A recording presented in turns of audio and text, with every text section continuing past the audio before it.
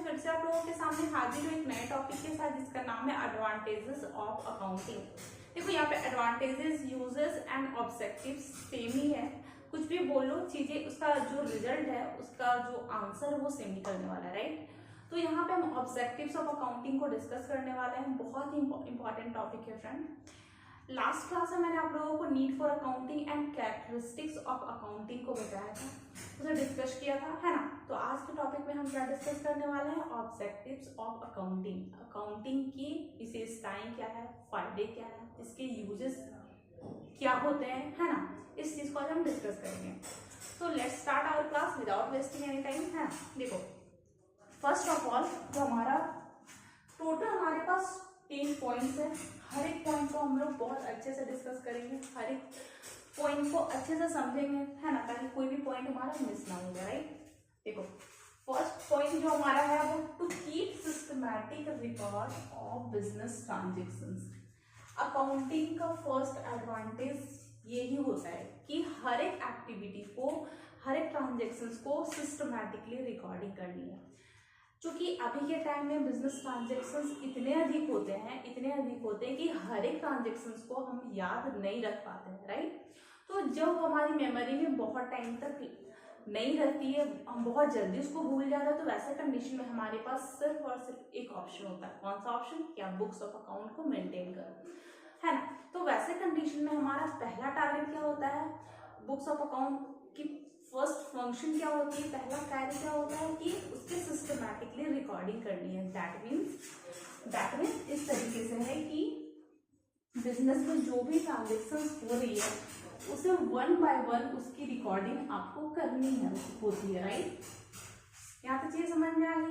तो रिकॉर्डिंग में कौन सी चीजें आएंगी, रिकॉर्डिंग में आपका जनरल आ जाएगा, उसमें सब्सिडरी बुक्स आ जाएंगे, एंड देन फिर आपको लेजर की पोस्टिंग करनी होती है। लेजर में सारे डाटा को पोस्ट करना होता है, राइट। तो यहाँ पे सिस्टमैटिक रिकॉर्डिंग में ऑलवेज रिमेंबर जनरल बनाने होंगे, सब्सिडरी बुक्स बनाने होंगे और लेजर बनाने होंगे, राइट। यहाँ तक चीजें समझ में आ गई।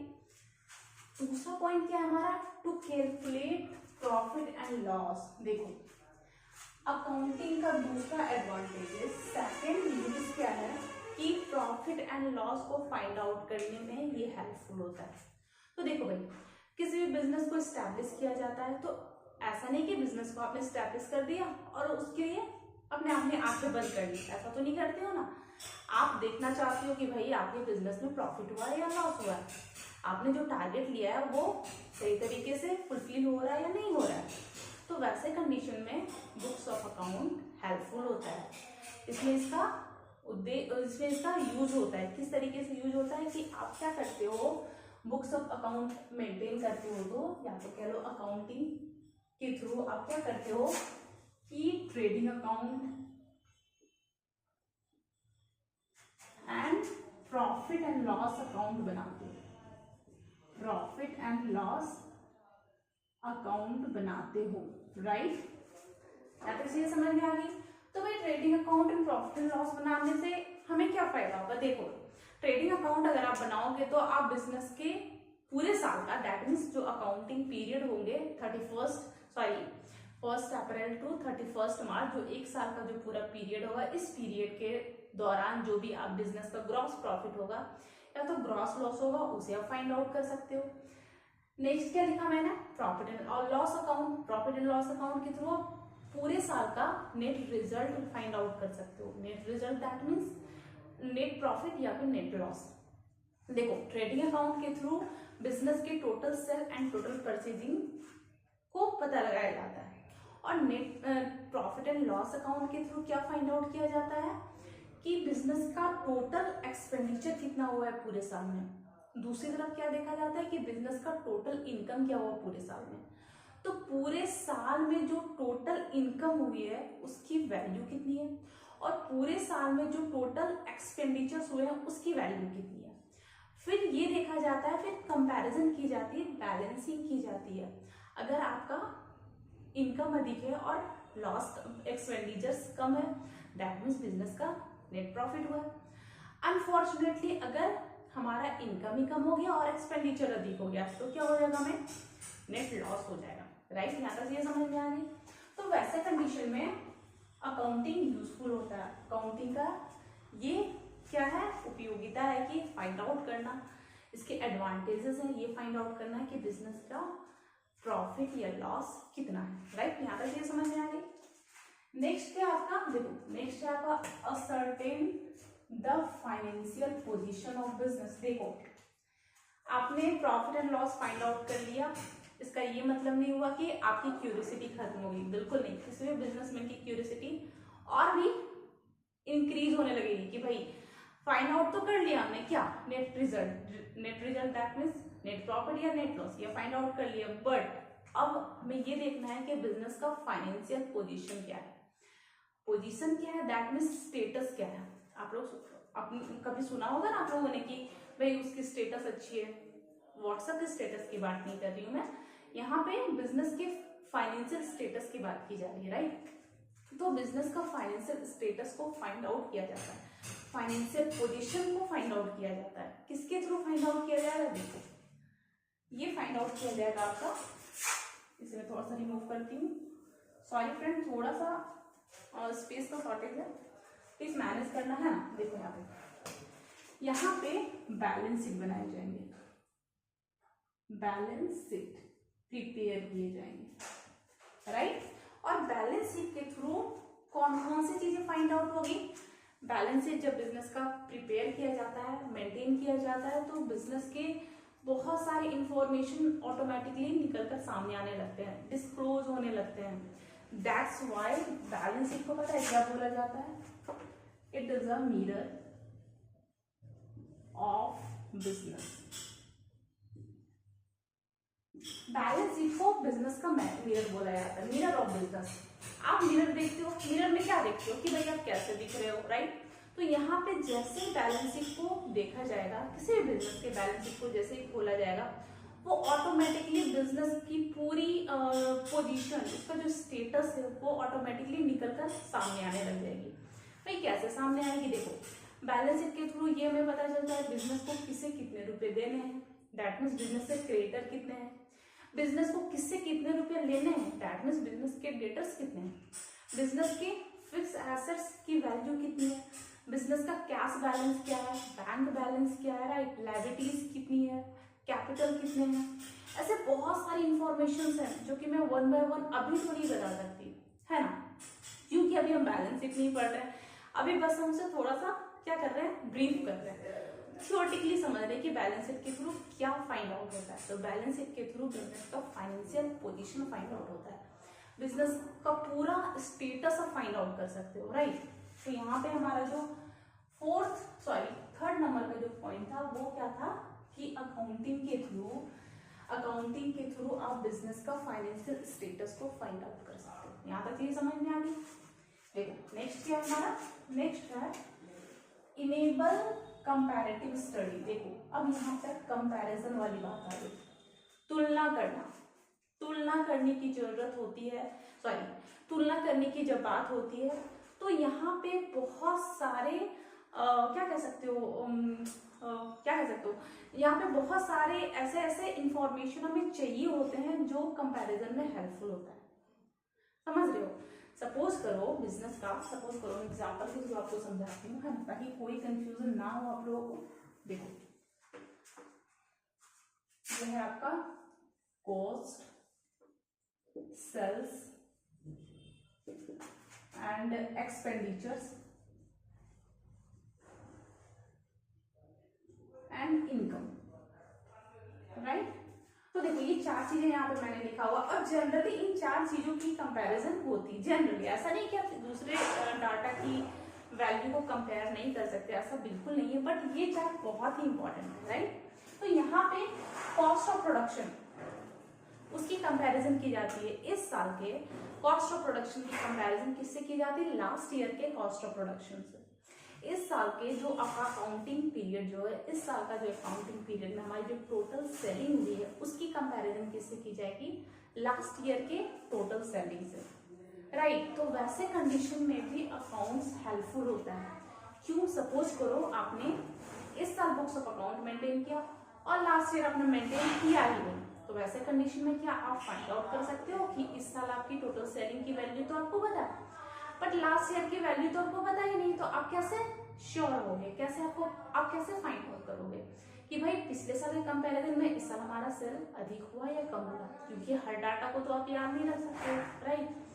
हर एक डाटा को याद नहीं रखा जा सकता। दैट्स व्हाई हम क्या करते हैं, सिस्टमैटिक रिकॉर्डिंग करते हैं। रिमेंबर, हाँ चीजें समझ में आ गई?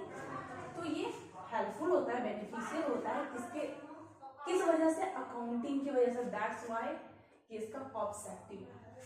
चीजें समझ में आ गई? नेक्स्ट है आपका, नेक्स्ट है helpful in management of business. देखो मैनेजमेंट की जब बात आ जाए ना, तो प्लीज बहुत अच्छे से समझना। क्यों पता है? क्योंकि मैनेजमेंट बिजनेस का आप कह सकते हो कि बैकबोन है। क्यों बैकबोन बोला मैंने?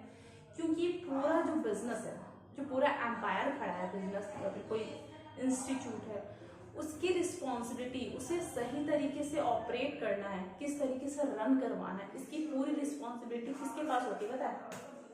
मैनेजमेंट के पास। ये बहुत ही इंपॉर्टेंट है फ्रेंड, बहुत इंपॉर्टेंट, राइट? तो यहाँ पे मैनेजमेंट के लिए भी ये हेल्पफुल होता है। अब जरा सोचो, जिसके ऊपर पूरे बिजनेस की रिस्पॉन्सिबिलिटी है, उसे बिजनेस को सही तरीके से रन करवाने के लिए कितने सारे इंफॉर्मेशन चाहिए होंगे।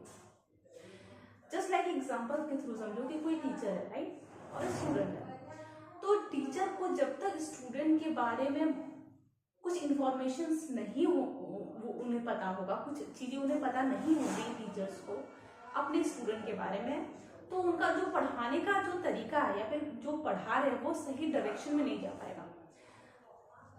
लाइक इस एग्जांपल देती हूँ, लाइक सोचो टीचर को पता होना चाहिए कि स्टूडेंट की पढ़ने की कैपेसिटी कितनी अच्छी है, उनकी उसकी स्किल किस तरीके से है, उसका क्या कह सकते हो स्ट्रेंथ क्या है, उसकी वीकनेसेस क्या है, वो किस स्पीड में पढ़ सकता है ना, उसका पहले का प्रीवियस नॉलेज कितना है। तो कुछ इंफॉर्मेशन टीचर को होना ही चाहिए, किसके बारे में? स्टूडेंट के बारे में, तभी वो सही डायरेक्शन में पढ़ा पाएगा।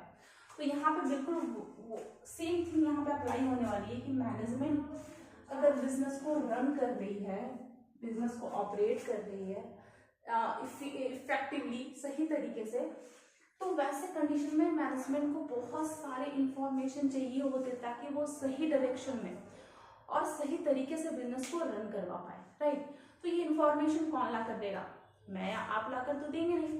कौन ला कर देगा ये इंफॉर्मेशन? हमारा अकाउंट ला कर देगा, क्योंकि हमने अकाउंट मेंटेन किया है, तो उस अकाउंट के थ्रू मैनेजमेंट को जो भी इंफॉर्मेशन चाहिए वो उससे कलेक्ट कर सकता है, राइट? तो भाई मैनेजमेंट को कौन सा इंफॉर्मेशन चाहिए या फिर उस इंफॉर्मेशन के थ्रू वो क्या कर सकती है? ऐसे क्वेश्चन आ रहे होंगे ना। देखो यहाँ पे मैंने छोटे छोटे 3 पॉइंट्स लिखे हुए हैं, ABC, है ना। देखो थोड़ा सा डिस्कस कर लेते हैं हम। हेल्पफुल इन प्लानिंग, प्लानिंग करने में हेल्पफुल होता है।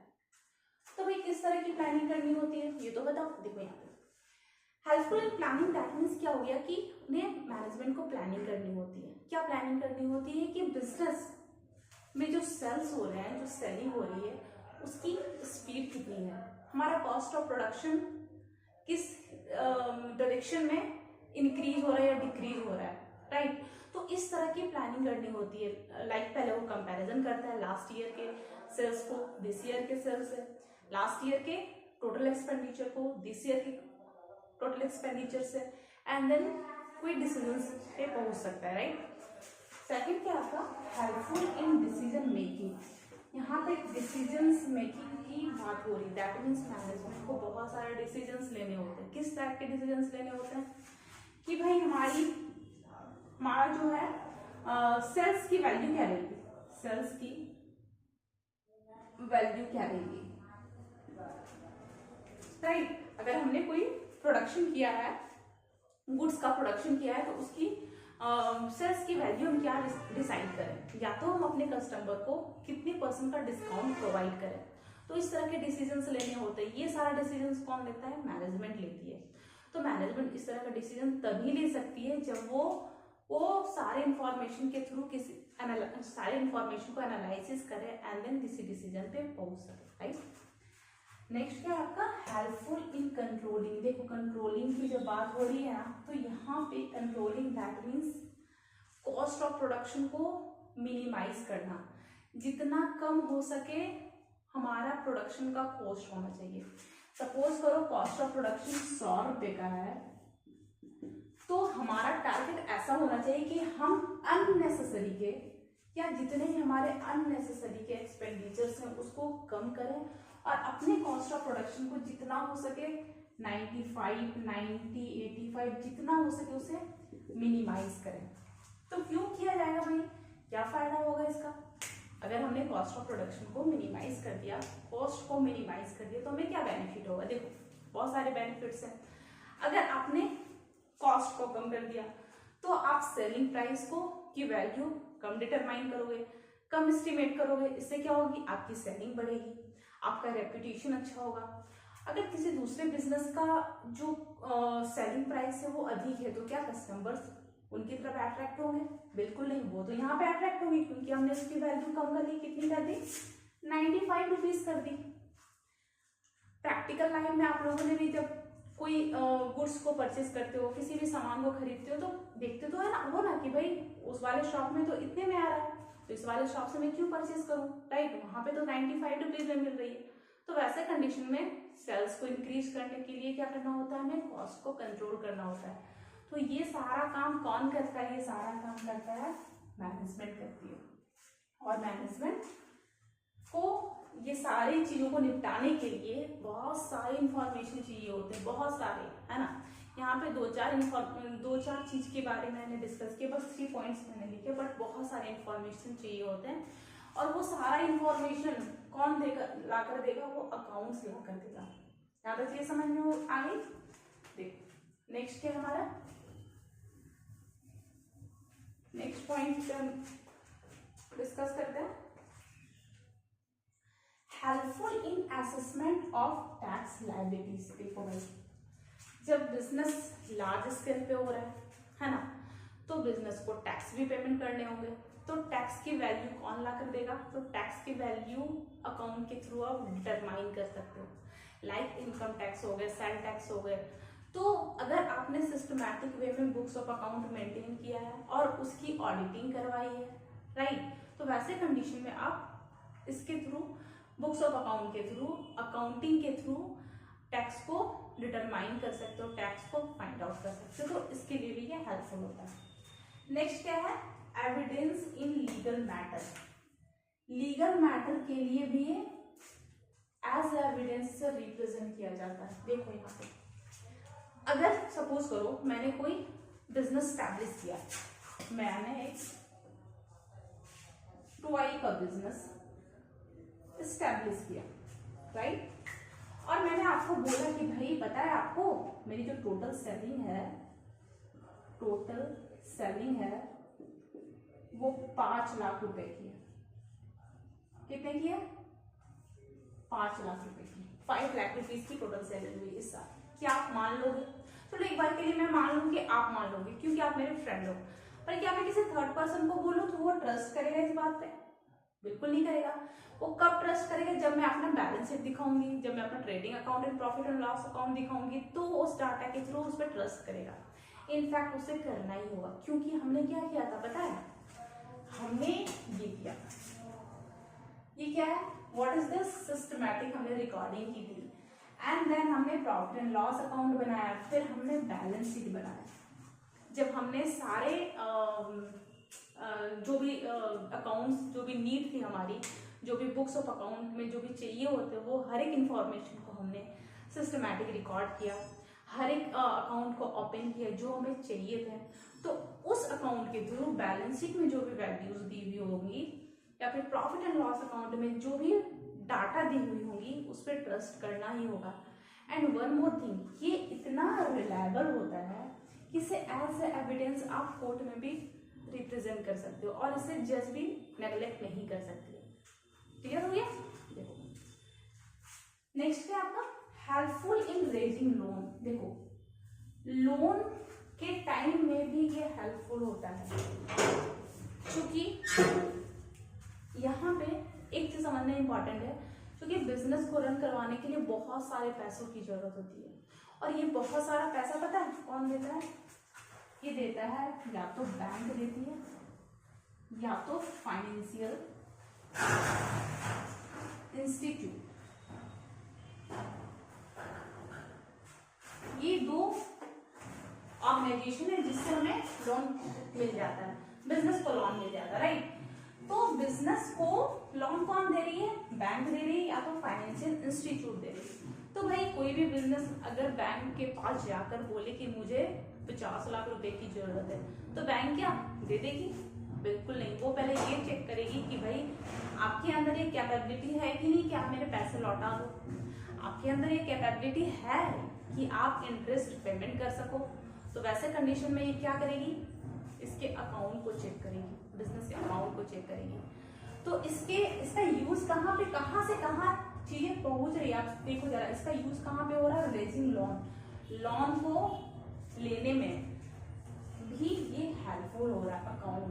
अकाउंट को देखकर, फाइनेंशियल स्टेटस को देखकर, बैलेंस शीट को देखकर बिजनेस ये बैंक ये श्योर होती है, हमारा फाइनेंशियल इंस्टीट्यूट श्योर होता है कि भाई इस बिजनेस की फाइनेंशियल स्टेटस अच्छी है तो इसे लोन प्रोवाइड किया जा सकता है, राइट। नेक्स्ट क्या है, फैसिलिटेट सेल ऑफ बिजनेस। देखो बिजनेस को सेल करने में भी ये हेल्पफुल होता है। सपोज करो मैंने एक बड़ा सा बिजनेस स्टैब्लिश किया, बट आफ्टर सम टाइम मुझे लगा नहीं अब मुझे ये बिजनेस को क्लोज कर देना चाहिए, अब मुझे इस बिजनेस को रन नहीं करवाना, मुझे किसी दूसरे सेक्टर में जाना है, तो मैं क्या करूंगी, इसे सेल करूंगी। तो इसकी वैल्यू कैसे डिसाइड होगी, मैं तो चाहूंगी कि मैक्सिमम से मैक्सिमम इसकी वैल्यू मिले, और आप जो खरीदार हो, परचेज करने वाले हो, आप तो चाहोगे कि मिनिमम से मिनिमम वैल्यू देकर आप इसे परचेज कर लो, राइट। तो वैसे कंडीशन में एक एस्टिमेट जो कहता है ना, एक परफेक्ट और एक करेक्ट वैल्यू डिसाइड करने वाला काम कौन करता है, अकाउंट करता है। अकाउंट के थ्रू इसकी एग्जैक्ट वैल्यू डिसाइड हो पाती है कि कैसे, बैलेंस शीट में जो भी इसकी वैल्यू दी हुई है, डाटा दी हुई है, उस डाटा उस वैल्यू के थ्रू इसकी वैल्यू डिसाइड होती है, बिजनेस की टोटल वैल्यू क्या है, right. Next and last point है हमारा friend, helpful in detection and prevention of error and fraud. देखो अब एरर एंड फ्रॉड की बात हो अगर, तो ऐसा तो बिल्कुल नहीं कहा जा सकता है कि कोई ऐसा मंत्र है या फिर कोई ऐसा रिसोर्सेज है जिसके थ्रू आप 100% एरर को खत्म कर सकते हैं, ऐसा नहीं है। बट हमारा टारगेट क्या होता है कि हम मिनिमाइज कर सके, जितना हो सके हम अपने एरर को, अपने फ्रॉड को, अपने बिजनेस में होने वाले फ्रॉड को कम कर सके, राइट। तो वैसे कंडीशन में हम क्या करते हैं, अकाउंट की हेल्प लेते हैं, क्योंकि मैंने हर बार ये 3 पॉइंट्स को मेंशन किया। क्या किया है, सिस्टमैटिक रिकॉर्डिंग की, डेटाबेस हमने जनरल बनाया, लेजर बनाया, फिर हमने trading account, profit and loss account बनाया एंड बैलेंस शीट बनाया। क्योंकि हमने हर एक आइटम की सिस्टमैटिक रिकॉर्डिंग की है, तो वहां पे एरर एंड फ्रॉड होने के चांसेस नहीं के बराबर होते, बिल्कुल खत्म हो जाते हैं, राइट। तो इसके लिए भी ये हेल्पफुल होता है कि एरर एंड फ्रॉड को, छल कपट, चीटिंग को मिनिमाइज करता है, या तो कहा जाए तो काफी हद तक खत्म करता है। कौन, अकाउंटिंग। तो ये अकाउंटिंग के एडवांटेजेस हैं, यूजेस हैं, ऑब्जेक्टिव्स हैं, कुछ भी बोल लो, है ना। तो ये 10 पॉइंट्स फ्रेंड, अगर आप चाहो तो इसके स्क्रीनशॉट ले सकते हो, है ना, इस तरीके से। तो ये 10 पॉइंट्स फ्रेंड मैंने आपको बहुत ही ब्रीफली, बहुत सही तरीके से समझाया। आई होप आप लोगों के कॉन्सेप्ट क्लियर हुए हो। तो अगर वीडियो अच्छी लगी हो तो प्लीज़ क्लास को कंटिन्यू करो। मैं अगले वीडियो में नेक्स्ट टॉपिक के साथ आप लोगों के सामने आऊँगी। तब तक के लिए take care and please video को लाइक शेयर एंड सब्सक्राइब जरूर